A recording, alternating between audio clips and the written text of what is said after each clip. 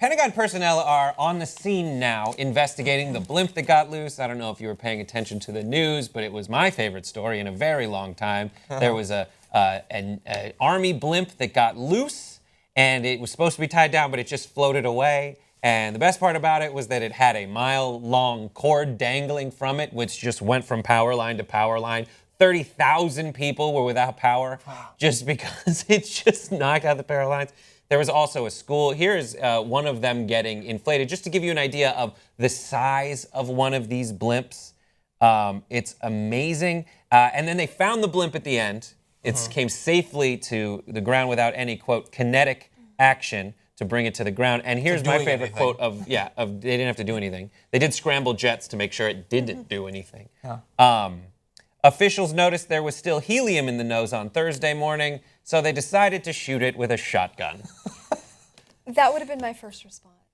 What? Honestly. That's my policy on everything. Yeah. Shoot it with a shotgun. There's still some whiskey at the bottom of this bottle.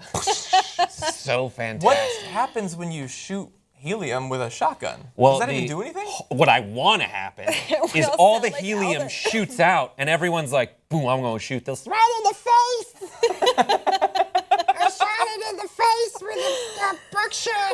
What I hope they might mean is that it lost some helium, but it was still filled with enough helium that they thought maybe it could take off again, so they shot the blimp with the shotgun to stop it from taking off. Maybe that's what they mean. That's what they did. That makes sense. It came to the ground. I thought they shot at the helium itself, which is hard to hit. It's very elusive, gaseous. I got a feeling it's over there. Aren't these Smells something.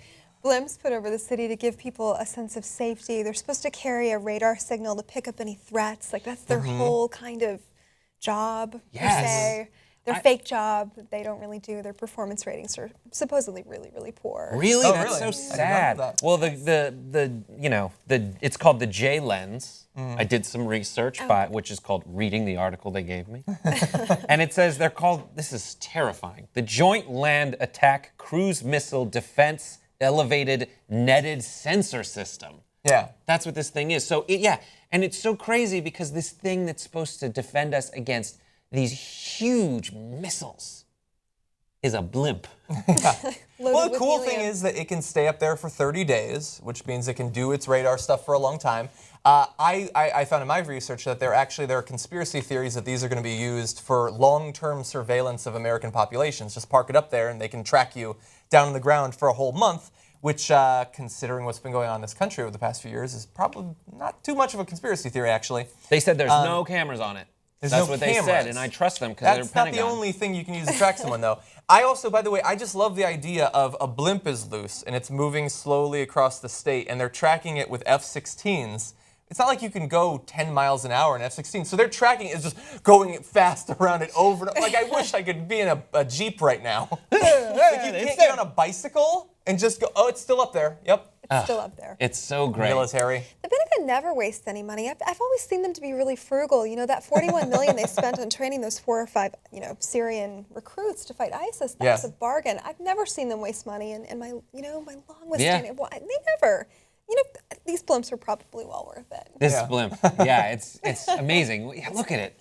That's it. Right? That's it. That's Looking like a blimp. whale.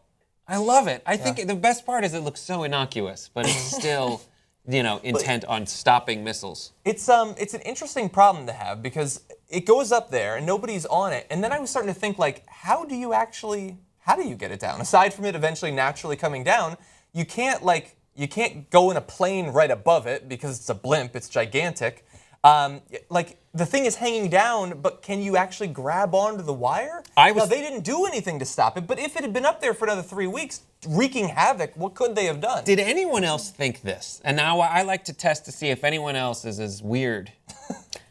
And so as soon as I heard there was a tether hanging down from it, it's like, you want to swing off of it, don't you? Obviously, we should find someone to climb that with some kind of Spider-Man type ability to grab onto it. And wouldn't that be just a hero who brought it down? Yeah.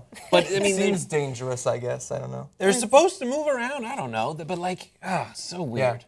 Yeah. The complicated thing is, so it doesn't naturally need to have any crew on it because it's supposed to stay up there for up to a month. But you would imagine that they'd have some kind of automated landing, like you can Wi-Fi into it or something like that. I mean, the thing costs millions of dollars. Maybe install some sort of remote override. Well, the Pentagon is looking into it to find if there was any foul play. What happened? Do you think it just Few got high school loose? kids just cut it loose. Yeah. Probably. That's my. The thing is now, like, all the kids are going to cut it loose, and they say the, quote, chance of that happening is very small because the tether is made of Vectrin and has withstood storms in excess of 100 knots. Yeah.